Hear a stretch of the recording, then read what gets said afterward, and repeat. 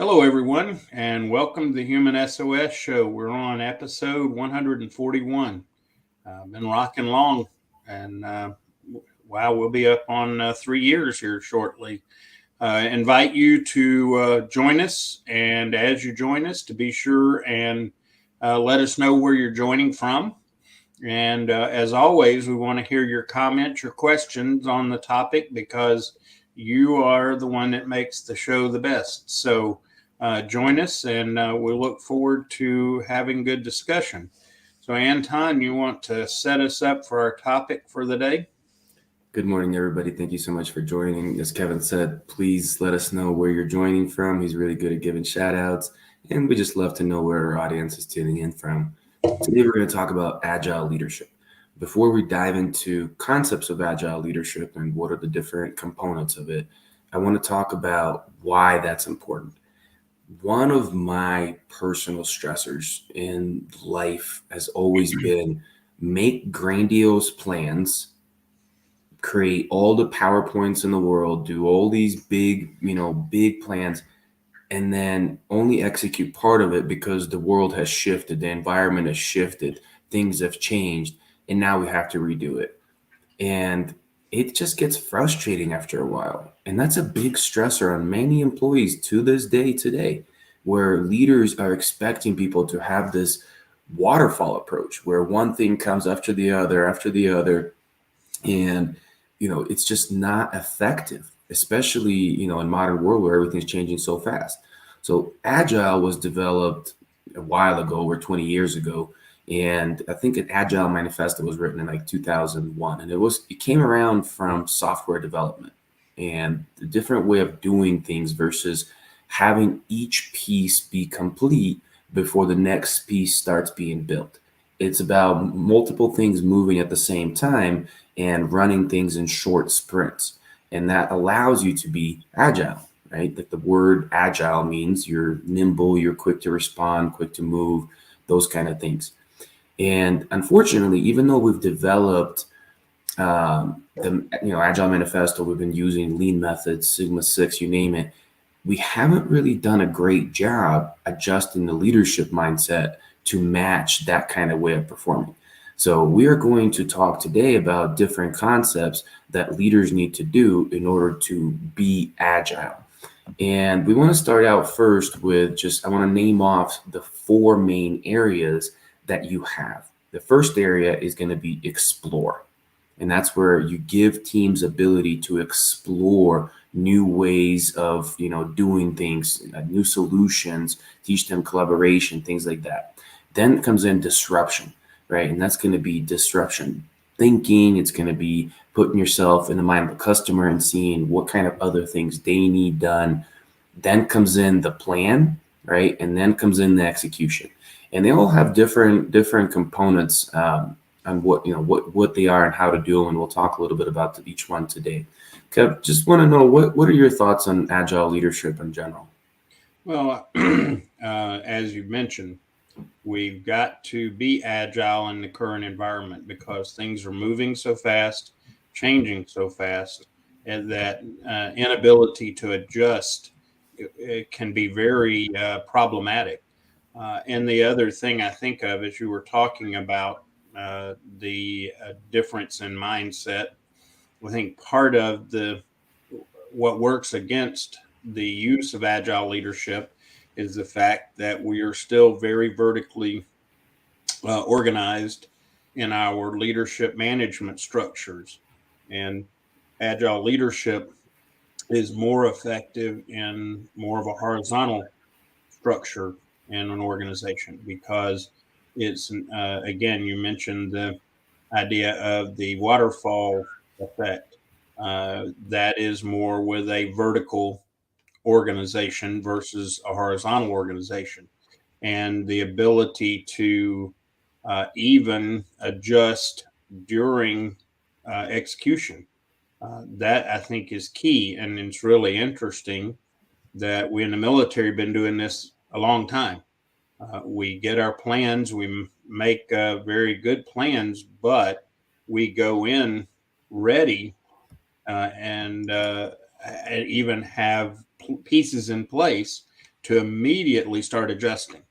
And that's what we're trying to get into the marketplace, is being able to adjust even with a great plan.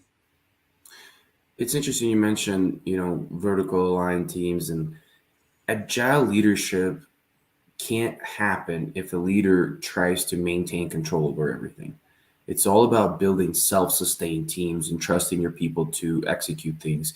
Of course, you're still leading. Of course, you're still involving. It's just very different. It's not about barking orders. It's about more facilitating, right? You like to talk about three styles of partner, right? Partner was a partner, facilitator, and commander, right? Commander, partner, And facilitator. oftentimes we think about leaders are all about being commanders. They're providing direction. They're doing all that, but it's not true. Best type of leaders are partners. They're partnering with their people, and they're creating freedom of expression within them, and they're bringing them forward by allowing them to bring themselves forward, make mistakes, and do all those things and correct. So it's all about self-sustaining teams. And in order to make a self-sustaining team, the first step we talked about was explore. But in order to even begin to explore, you have to help people to feel safe, right? That's the number one step that many people don't focus on, right? We have a show called Human SOS here that you guys see every week for the last almost 3 years, and it's all about the human. Agile leadership is still all about the human. It's not about your reports. It's not about your PowerPoint. It's not about your plans. It's about helping people to be their best self, contribute their best skill sets, and self-govern as much as possible. And that cannot be done if you don't have psychological safety. We've talked about that, specifically before, on your team. What are your thoughts about helping people feeling safe, Kev? First, let me give a shout out to Rick and Cools. Appreciate your being here today. Hope you'll jump in and add your perspectives on it. One of the concepts that I teach in leadership is called leadership and group dynamic. And one of the key components to getting the most effective group function is that the group feels secure. And how you go about establishing security in your group or safety in your group is very definitely a process. It's not something that you just kind of let happen. There are components to it. And if you really want your team to be able to function at their full potential, then having that secure or safe environment is very, very important. And I have to say that we need to understand that we're not talking about what has somewhat become popular, talking about safety zones. It's not about that. It's about clarity in your culture, clarity on your team, clarity in your values for your team, and those sorts of things. And then the other part of it, though, is as you get those clarities in those areas, then the willingness to let go. And one of the best positions to be in with a team that is secure and functioning as a team is to move into the role of a facilitator. And that is, a facilitator leader is very hands off. They have prepared the situation, the environment for people on the team to be involved. And then they go about facilitating what occurs.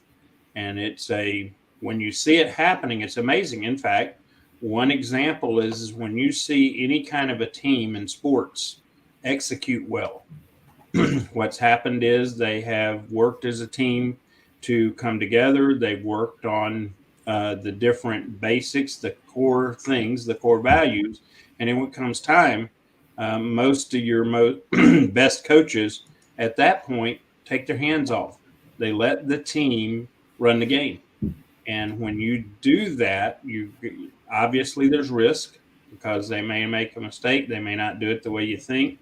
But you've got to empower them to be able to execute and step back and be prepared to step in if needed. But most of the time, you should be hands off, letting your team do what you have gathered them for. Now, there's a caveat to it.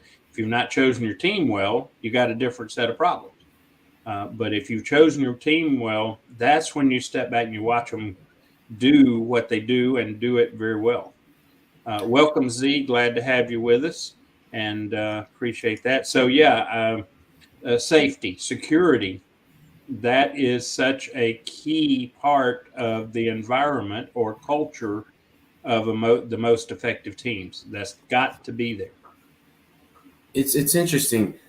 I first had experience truly working in an agile way. Now, folks, let me remind this. I am not a software developer, nor have I ever done software development. So when I say working in an agile way, I'm not applying this to developing software. I'm applying this to project management, to creating consulting services and things like that. And I was blown away, and I really fell in love with it, because one of the things about agile leadership is it's not about rank. I was on a team with, managing directors and, people that are 3-4 levels higher than I am. But we were working in a way that I could make comments and correct them or present ideas different than them. And it was welcomed with open arms. It wasn't like, these leaders had egos and they're like, oh, who is this junior person telling me what to do or correcting me? It was welcome. Everybody had a voice. And that was one of the best experiences I've ever had. And that's what, made me fall in love with it. Rick says all places of work need a good point guard or QB. True. But what's interesting in that way of working, it's not often the leader. It's a scrum master.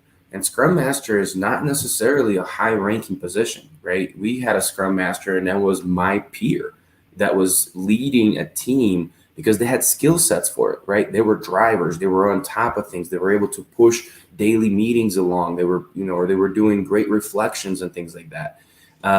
And it was truly amazing. So absolutely, Rick, but it's not always going to be the, top dog, top leader that's going to be doing that. So next piece, now that we got the team feeling safe, we don't want, like you said, if we hire poorly or we don't train them, it's going to be bad. We want to create a culture of learning. So that's really the two things that are going to help us to explore that first concept of the 4 is feeling safe and learn, because then you can contribute new things, new ideas. That's what it's all about, that ingenuity that agile methodology can bring. Welcome, Sharon. Glad to have you with us. And Sharon reminds us this is Valentine's Day. Happy Valentine's Day to everyone. And hope that it proves to be a good day rather than a hard day for you. But yeah, it's really remarkable when you see that type of culture and how it works. It is, having been, if you will, the QB or point guard on a team, and going from that to that, from being a commander, the shift is remarkable, and the shift is really good, and it makes your role as the point guard or QB much better, because it allows you the freedom to, rather than control things, to then influence things as it unfolds. And that, for me, even though it's not based on my normal or dominant leadership style, once I ever discovered it, I go, wow, I always want to be in this role rather than as a commander, which is my default leadership style. And so if you ever experience that agile leadership and the effects of it, it's really remarkable.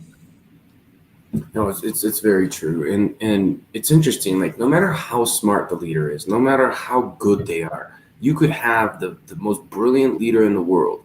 They're never going to be as good as a group of people working and thinking in unison, right? It's like, you think about a really best computer you can buy out there, Mac or whatever people are using. It's never going to be as good as 6, 10 great computers, maybe not the best ones, but good ones put together in a network and working together. And that's what our minds are. They're amazing computers. And we got to feed them with learning.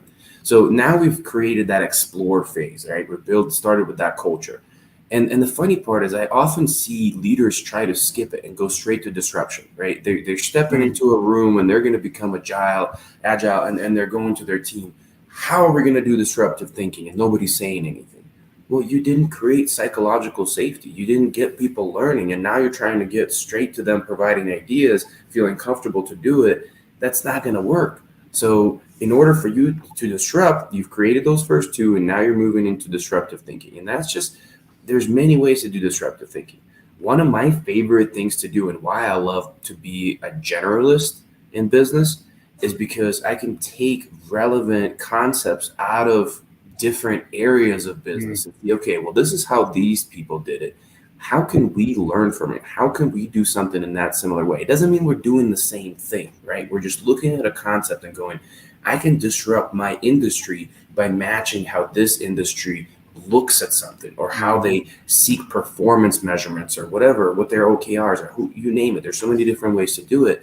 But that is one really good one, is looking at neighboring industries. A lot of times you hear people talk about a lot of disruption happened with business when people were looking at NASCAR teams and how they worked and what they did, right? Like, what can business learn how to put tires on the car? But lots of teamwork and things like that happened from those examples that people were able to take away and bring into business. Yeah, the key concept there, and this is what we talk about so often in all different areas, is as you look around, you don't want to look and mimic. You want to figure out the principles involved, and then take those principles, not the actions, not the attitudes, none of that. Take the principles that are being applied and then overlay them in your situation. And that's such a key. In our culture, we spend so much time mimicking rather than finding the principles that have been applied and then take those principles and use and apply them in our situation. That's so different on so many levels. From a motivation level, if we try to mimic what others do, we may have people that we're expecting to do things that is not in accordance with their design and purpose. And that creates a problem. Whereas if you take the principle and say, okay, the principle of, for the NASCAR example, one of the principles of changing the tire is having the right tools, okay, and having them readily at hand. So that's the principle. So how do you take that principle and apply it in different environments? If all we're talking about is physical positioning of tools and physical positioning of people, we're missing the point of the principle involved to make it how they work effectively. And so, yeah, we don't need to be mimicking, but we certainly need to be learning the principles that are being applied in other situations. Mm-hmm. And thinking about disruptive thinking, it's scary. I mean, you're asking the kind of questions, or like asking yourself to do things that you've never done before, or have never been done, period, in the world before. I know he's not loved by many because, he's definitely eccentric, but Elon Musk is one of my favorite people in modern era who comes up with, who comes to my mind when I think about disruptive thinking. He goes and says, okay, how can we do this 10 times faster? What? 10 times faster? Are you kidding me? Right? Like, it just seems insane. We've always done it this way, Elon. Like, we've always had this kind of result. How do you expect us in the next year to do it 10 times faster? It's not about the exact number of 10 times faster. It's about now taking everything out of your head and trying to reconstruct it in a way to, how can we even possibly try to get there, right? Just to start to explore the idea. And he always throws out challenges like that to his teams, to his companies, to himself. And I love him as an example when it comes down to that. So definitely want to have disruptive thinking, and you have to get away from we've always done it this way mentality, which so many leaders are still stuck in this day. There's so much untapped potential on our teams, and in the way we do things. But if all we do is say, hey, we're hitting our numbers, we're going to keep doing this. I'm like, but that number is based on what you've done in the past. That number is not based on your potential, your business potential, your team potential. It's based on what metrics you decided were possible. And now you're trying to just create some 10% growth. Why not do a 10x growth, right? Like I think another one is Grant Cardone is another example of that, like who just tries to blow up the idea of revenue generation and things like that. Well, and what's key, and I see this happening, and I think it goes to the idea of not mimicking, and that is we think, okay, disruption is primarily born out of action, not initially. Initially, like you have mentioned, disruption is about the way we think about things. And unless we have that as a foundation, trying to have disruption just for the sake of changing something is likely going to not go well. Welcome, Karen. Glad to have you with us today, as always. So, yeah, you talking about jumping ahead, but you've got to get a disruptive mindset and the thinking process of disruption before you start taking disruptive action. Because if you don't have the background foundation of thought with your disruptive action, first time that something comes up challenging it, or maybe something goes wrong, you've got to go back. We did this disruption, didn't work, without having the thought process in the background. If you got the thought process, hopefully at that point you've already considered what could go wrong. That's part of disruptive thinking. Now, one thing I just want to point out, because I know that a lot of our audience is not necessarily business owners or have large teams. Some are, some aren't. Think about this, but think about your families, maybe your parents, right? Think about relationships and stuff like that. Because leadership with parenting are very, very similar. But we still parent very much with this autocrat, this like commander style leadership. And it's not always the best. Now, I'm not saying you should never use commander style, because there's sometimes when, things are going crazy and we just need quick actions. That's fine. But think about applying some of these ways to your family, even if they're a grown family, right? Even if they're, your kids are pretty grown. You have many grandkids now. Think about like a vacation planning or any of those kind of things, and apply these methods, and it may open up your eyes to how you can do things a little bit different.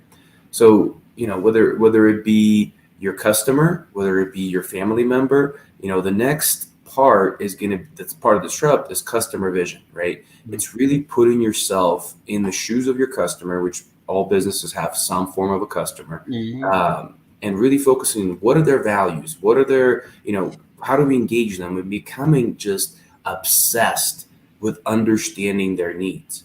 Instead of coming in and having this cookie cutter solution of like, hey, this is, you got this problem, we got this solution, right? That's not how Agile works. That's just an old school waterfall method again. It's really coming in and looking at the uniqueness of every situation, uniqueness of every customer, and then doing all the previous steps that match their uniqueness, right? And that finishes up that piece of disruption. Well, and a key thing you mentioned, so important, is finding the customer's vision. Well, one of the things that is got to be a part of that foundation is having clarity in your own vision as a team, as an organization, because that will help you understand, is there going to be a good relationship with that customer?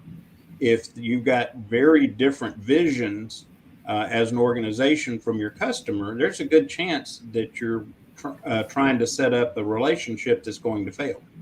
And so having clarity in your own team vision, organization vision, whatever level you're working at, is important, so you can then identify and see if you can relate to your customer's vision and their need and so on, and get away from this, well, if we do enough odd percentages, we're going to get a sale out of people.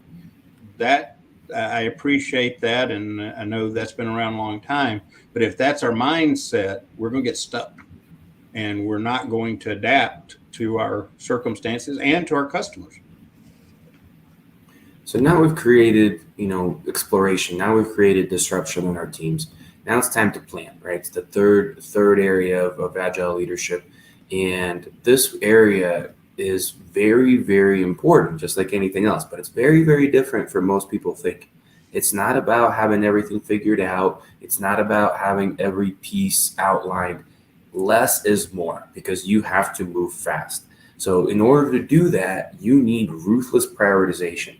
And what I mean by that, being able to look in the current moment and say, you know what, these 5 things that we started working on last time may no longer be the best thing for us because, one of our teammates brought it up and said, look around the corner, this is what's coming up. And you can't be trying to push, all these people, maybe spin plates. You can't be spinning too many plates at once, right? And you have to say, these are the most important plates to spin for this customer situation in this moment of time. And that's what we're going to focus on this week. And then we will reevaluate and see what else needs to be done in the next weeks. Most Scrum teams operate in sprints, if you've heard that term before, and they're usually 1 to 2 weeks. So they create a plan to do something and complete it in 1 to 2 weeks. So they break up things into small increments of that and they prioritize. And it's not about, PowerPoints. Once again, it's something that I deal with all the time. Lots and lots of PowerPoints. It's not about that. It's about deliver the information the fastest way possible, focused on the human without waste. Because if you have waste and a lot of waste, you can't prioritize well because your resources are being tied up by things that are not the most important. So you have to teach your team to prioritize, right? It's not just about you prioritizing as a leader. They are on the ground executing this, and you need to help with that prioritization. Well, and it's interesting, something that I learned early on, and it was part of the incubator for my understanding of application of leadership. And that is one of the best ways to remain agile is a good plan. Okay. Key point, good plan. Most of our plans that we try to make, we're looking for 100% accuracy in our plan. And before we move, it's called perfection, and it's ineffective. Again, I go back to military because military of its very nature has to be agile in its leadership, especially on the ground. And for in the military, we don't wait till we've got all the details perfectly figured out to execute, to act on the mission. We typically use a concept called 70% solution. You get to a point, you've got a plan, and like you said, Anton, the plan may be only primarily thought and considered for 2 weeks out. And you start executing based on that. And then as your mission unfolds, as your project unfolds, then you are in a constant cycle of evaluation, or as we call it in military, reconnaissance, and then adjustment to the mission.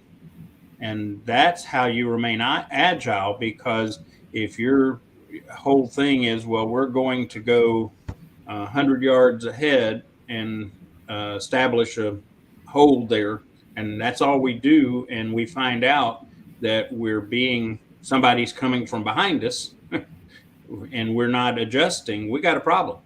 We're going to be defeated.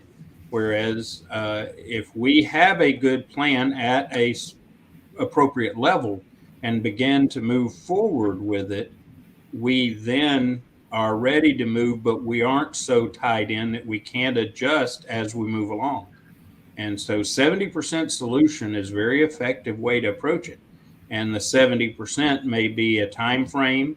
It may be a project completion level. I don't know, different ways, but don't go into it thinking you've got to have a 100% effective, perfect plan to start executing. Because if you do, you're going to get disrupted every time. Or 70% means truly 30% of the things we could be doing, we're just dropping to the side because we don't have the time, or it's not our priority right now. And in a waterfall kind of environment, right? Waterfall planning, you do all of them because they're all important. but they're not prioritized, and we're wasting resources. And then the second part of planning is performance improvement, right? So you create these prioritizations constantly, and then you work with your people on performance improvement, both in team coaching and one-on-one coaching. Coaching is very, very, very important in Agile, way of working. Agile leaders know there need to be great coaches or employ great coaches. If you are not naturally a great coach, you can improve somewhat, but you're going to be burning up your team and wasting time. Hire people, hire Kevin, hire, different folks out there, hire Agile specialists, because they are going to help you a lot to make this team be working together so well that it makes, outputs 10 times of what you could have thought of yourself as a leader. Well, and one of the things I want to cue in on, because this is a big concept about leadership, is that these principles, the concepts of leadership, aren't just for people with the title of leadership, whatever that is. I even have done an article on called Accidental Leadership, because we've got a lot of people that are in roles of leadership that do not have the title of leader. And you mentioned one, parenting. These principles are valuable in any role as a leader, but parenting, teachers is another one, because I've really hoped to help teachers view themselves as leaders in their role, not just an educator per se. So as we talk about it, don't think this is only for people that have a leadership title in a corporate or organizational environment. It works so well anywhere that you're going to be functioning as a leader, whether you have the title or not, or whether you think of yourself as a leader or not. So don't think this only works for those with the title. It's interesting you bring up teachers. Such a good topic to use here. My daughter is going to be my middle one's going into middle school, and I am so tired of traditional education. No offense, to anybody out there if you're in that world, but it really hasn't had a refresh in forever. It's the most waterfall thing out there, where they have these concrete subjects, they have concrete way of teaching them, and they keep doing it over and over and over. And I'm just thinking, like, what if we had an agile approach to school, right? We revisited, obviously sprints would be shorter, but we revisited every year. What's the most relevant thing people need to learn? And we tailored education to that. We created some self-learning for students. Imagine if we started kids early on teaching others and doing all that kind of stuff. Think about the power behind that. I would pay a lot of money for my kid to go to a school like that. And I just don't see them very often, right? There's newer education schools, but of course they're not agile. But that would be an interesting concept to explore.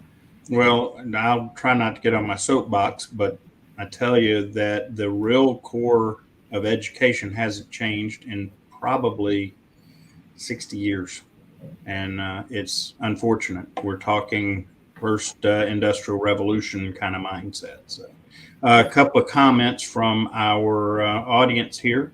And Z, I have to agree with you from a priority standpoint. Most important leadership position or title is indeed parent, because that's part of the reason we have the challenges we have in our cultures today, is that parents are not being leaders in their in homes and environments. So thank you for that. Any comment on that from you, Anton? No, I live it every day. I believe it. I mean, biggest influencers on my life are my parents. So I think that's the case for a majority of people. Not everybody. Some people have had rough parenting and whatever it may be, but you can have bad leaders and good leaders. They're still leaders. Yeah. Let's see. Cools makes a comment, says coaching to deliver as agile leadership. Yeah, coaching is a good perspective on leadership, because ultimately, and I throw this one out, that real leadership, and in order to be an agile leader, one of the things you've got to do is be a servant and approach it with a servant leader mindset, because part of the challenge is that A servant leader understands that they aren't going to control everything. They have remarkable influence, but not control.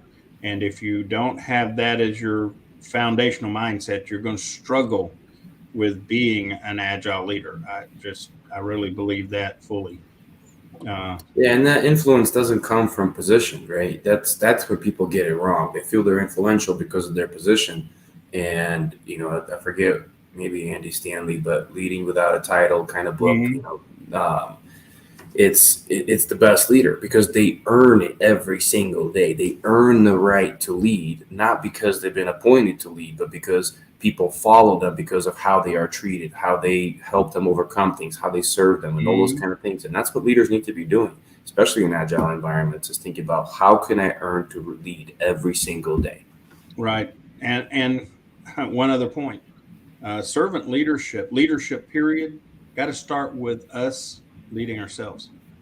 We are the place that we practice it best.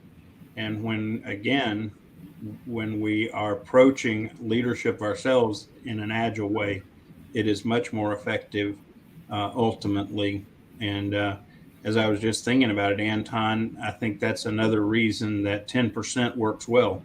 Because if you're approaching leadership of yourself with 10% approach, you remain more agile to adjust and adapt as you go along individually. So, And it's that ruthless prioritization, right? yeah. That's the concept of what is the 10% of all the possible things I could do that are going to be most impactful, most effective, most sustained, whatever the priorities are. And you're spot on. And then go to Um, the next 10% as it comes yep, along. yep. Let's see. Z's got a comment. Says education. Look how they start pushing back on Chat GPT. Can you imagine this attitude years ago with the internet or even the printed book? I can't imagine it. I lived it. Okay. I have walked through, even as an educator, I walked through part of that period where we began to consider, do we need to do away with the hardbound printed books for education? And the level of pushback was amazingly bad. Well, how are kids supposed to memorize stuff if they don't have a textbook to do that? Because our school's still just memorization for the Well, most I was part. And going it's to, interesting. It's interesting. Brings up Chat GPT because you don't have to memorize anymore. It's like it's Google search, but way, way, way better, way more tailored to the question and response. And it just shows how outdated memorization is. yep. You Yeah. you And you it's don't you ineffective actually good. with so many. A great amount of the population that has gone through our education system built on memorization have not done well, not because of they're incapable, but because they are not effective memorizers. But if they are taught or learn a concept where they don't have to memorize it, but it becomes applicable or relevant, they'll learn it well and probably learn it better. Well, not just probably, they'll learn it better and it'll endure. Because part of the problem with the education system, we're afraid of taking breaks right now because what we've memorized will fade versus what we learn. And Mhm. it's a different thing. So, um, Teach me how to find the information and when to apply it, and that's what's more important, right? Like I yep. don't need to be able to pull it out of my back pocket every second. I can pull it up on my phone. I can just there's access to information is so limitless right now that we need to teach people how to think versus what to think all the time, right? Well, And we're and so focused on what to think and the process of memorization that we're stifling growth for kids and adults. Same thing. and prioritization is way off, because if you look at what young people need to be effective in the current marketplace and what education prioritizes, it is so misaligned that it's really, really sad. So let's see. Oh, Z's got a couple of comments.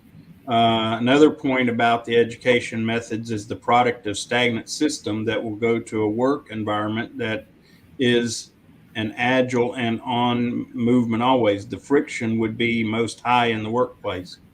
I think. Well, how do you take that comment, Anton? Mm, yeah. So he's saying that you have non-agile education Yeah. that you're Okay. trying to pair it with agile way of working, and it's friction. Absolutely. I mean, if you want agile way of working, but you're going to have a hard time correcting some of the ways people got used to work, doing things in school, right? Right.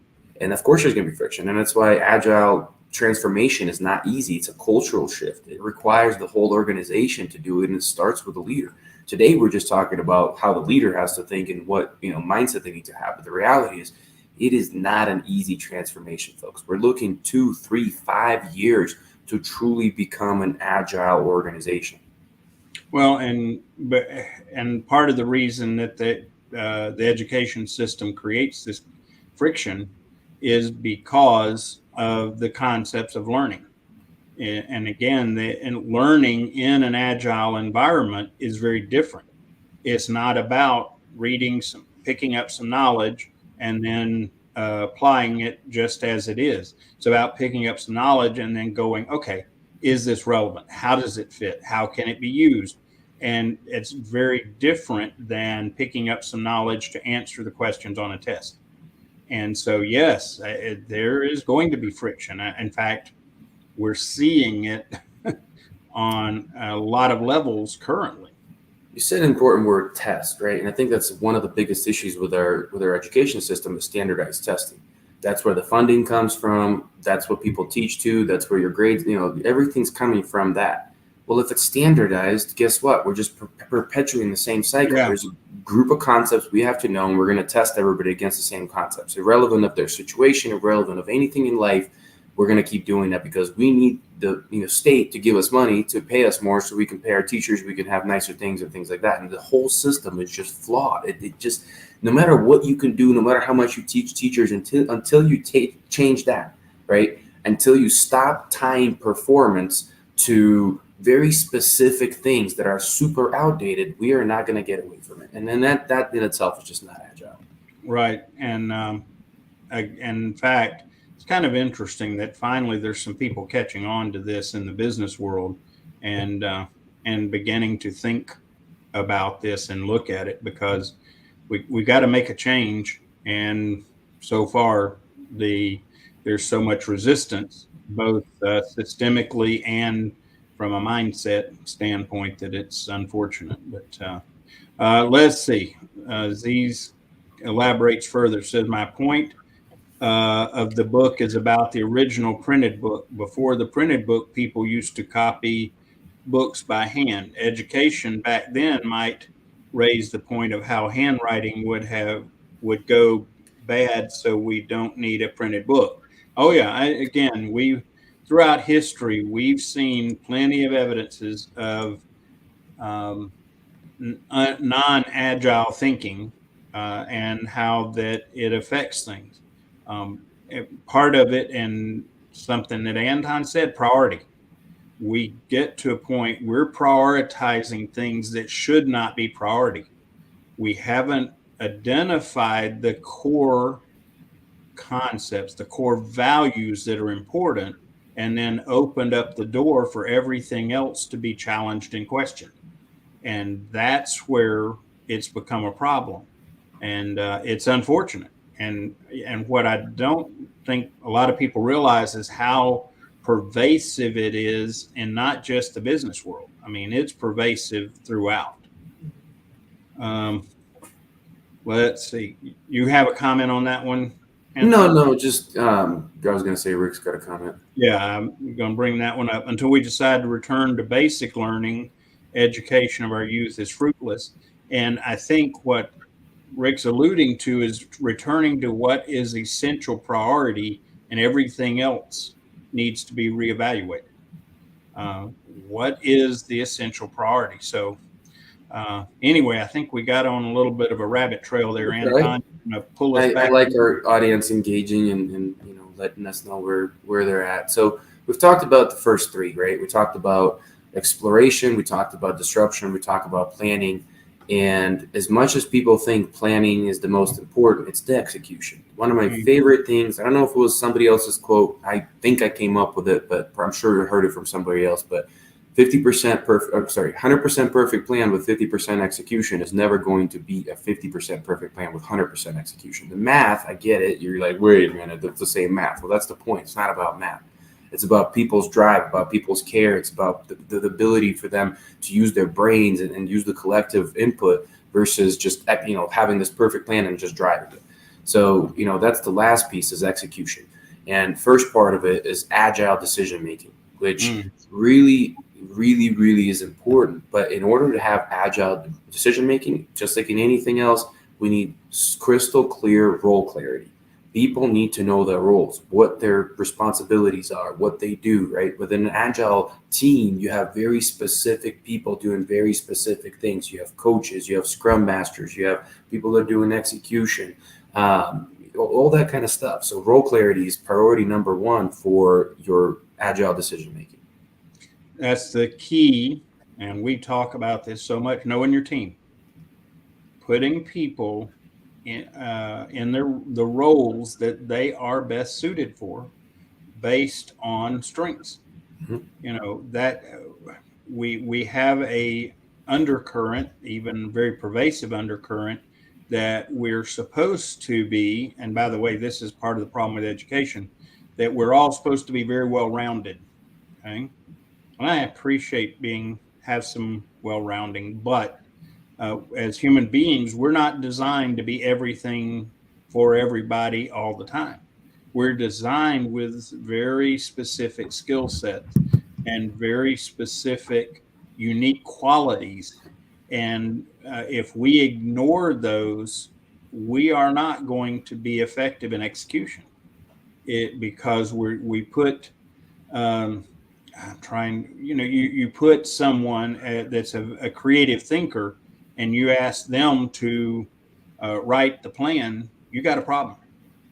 They are not going to be effective on so many levels. The only mitigator in there is how determined they are to satisfy whatever they've been asked to do. But much more effective, you put a creative thinker in doing creative thinking. And the person that is better with writing the plan, let them do that. And when we begin to do that, then our teams come together, because then they're complementing each other, not competing with each other. And it's so important to put people in their strengths, and it's not about their roles. It's not about their titles, right? A lot of times somebody that is, you come on a team and you have 6 to 8 people on a good team, and the leader would never be a note taker. Why not? If they're the most attention to detail person and they're the ones that are going to take the best kind of notes in that meeting, let them do that. Or you as a leader step in and do that, because if your other people are a little bit better at maybe macro thinking or something else, or navigating people, whatever it may be, it needs to be based on strengths, not based on titles. And unfortunately, that's not the case in most places. So next piece is going to be team empowerment, right? So still in order to have good agile decision making, you have to empower your team to make decisions. If everything flows through you as a leader, that's not going to be an agile team. You don't have the speed of decisions necessary to move in agile ways. It's going to be, everything's going to be basically bottlenecked at you. You're going to be the thing that always has to push things forward, or they're going to be waiting to get an answer when they need an answer yesterday, right? And you have to empower them to make decisions. You have to empower them to make mistakes and be okay with it, because guess what?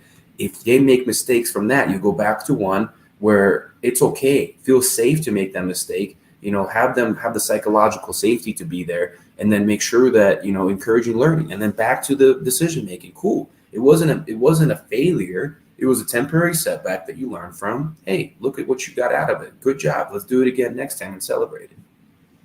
It might be interesting, Anton, and somebody may have done this, but to look back over history at the military leaders that would have been agile leaders versus traditional waterfall, and see comparison. I think that maybe we should work on a book on that, Anton. One of many we got to rate. Say what? I said it's one of many we have to rate. There you go. There you go. But yeah, no, it's interesting. But really, it's empowerment. Like I think at the core of agility is empowerment. You have to empower your people to do all these things, to express opinions, to lead, to drive, to you name it. And yeah, I think that's a good way of seeing it. They may have not used the word agile, they may not have all these same terms and same things, but these leaders definitely empowered their people and allowed them to make decisions, make mistakes, learn, and be okay with it. Well, and I recently added a quote to my list of quotes, and I'm more understanding of this, and that is attempt at leadership without relationship is dictatorship. And the key there is relationship, and it's through relationship we empower people to do what they need to do, because empowering someone involves letting go, not trying to hold on to control. And there's also a trust factor. Like you said, trust because they may fail. And it's not because they're bad or anything else. It's because part of growth and learning involves failure, not complete failure, but failure in situations. And that's how we are effective in learning. And if you don't have a relationship as a leader with your team, it is going to be very difficult to have that trust factor and that willingness to let go of that control. And because of what we see a lot in the current business environment is we have, again, managers that are trying to function as leaders, and they don't know how to have the proper relationship with their teams to be able to let go, to trust and empower and allow room for failure. And that's a real problem area, especially in your frontline leaders or mid-level leaders, because that's where the execution has to occur. And if you're not empowering, your execution is going to be stymied all the time. He brings up a comment. Is it military leadership being transactional style leadership? Often is. You're right. It often is. But in the best performing units, it's not. If you look at SEAL Team 6, if you look at, Green Berets, some of these super high performance teams, they are not transactional leaders. Everybody has a voice. Everybody has input. Everybody contributes. Very collaborative way of working. It's not just about one person saying, this is how we're going to do it. The closest person to the problem with the right expertise is the one that's going to be helping to come up with the decisions and things like that. And everybody plays that role at different times. Well, at least my experience with it. Yeah, I can speak to recency on this, that the military is shifting in its approach. Yes, there is rank structure of necessity, because when things break loose, you got to have some structural support. But from day-to-day function, more and more, military is moving away from transactional leadership to a empowered leadership. And the core of it is getting away from depending on authority to get things done versus influence. And in the military, there's a major shift going on. I was in a 10-month school about 3 years ago, and it was a upper level leadership course in the military. And the message there was lead with influence rather than lead with authority. And so it's shifting too, because, the military, one of the things about the military, especially when you get involved in fighting, learning and improving is very important, because the other side has learned and improved. And if you can't do it as well, you lose. So. And the other part is you have to have best information possible to make decisions. And if it's all it is one person at the top of the mountain that's Yep. giving that information out, it's not going to be the best thing. It's whoever sees danger, whoever sees, whatever's coming, they're going to say it, and everybody needs to be listening and responding to it. Otherwise, lives are going to be lost. But old school, yes, I still think there is a lot of telling there, especially the bad military leaders that have been there forever and they got promoted because they've been there forever. It's still very, very much alive. But the stuff that Kevin's talking about, I've been out of military for 14 years, and we still were learning those kind of things back in the day. I hated using my rank. People always have to call you by your rank and then your name. And many of my peers came up with me like, no, don't call me by my name, by my rank. So, but they still made me, and I was Sergeant Chewy instead of Sergeant Chuma because at least it softened it a little bit for my friends. Got to keep my nickname. So, all right. So, last piece of this, agile leadership within Execute is collaborative achievement, where you really focus on cross-team collaboration. You focus on team alignment, and that delivers the best possible product, the best possible outcomes. It's not just about one person owning everything. It's not about one person doing everything. It's people with the best abilities contributing in the best way they possibly can. And that's how you really deliver the best results. And one of the ways to characterize it may be, rather than having one rock star on your team driving the team, you have a team of rock stars because each one is functioning in their strength and doing what they do well and are recognized and valued for it. And everybody has a voice. Yeah. And when it's like that, boy, things happen. Key thing is that we have to be greater than the sum of all our parts. The problem is in traditional management, that's not a priority. The priority is each of us being our part.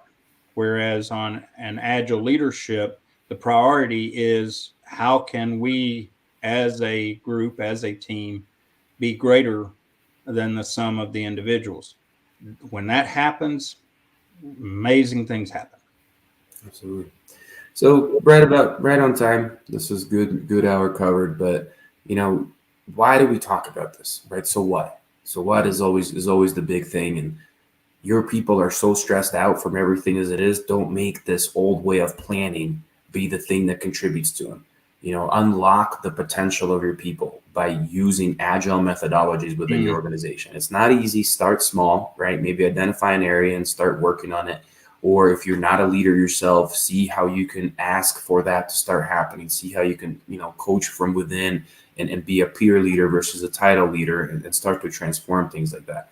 And Z, I know you've had some, you've got issues with your leadership and things like that. But do the best you can to make the influence, and then try to find a place that's going to allow you to do it better versus where you are now. Should we do L10 voting? What's L10 voting? Kev?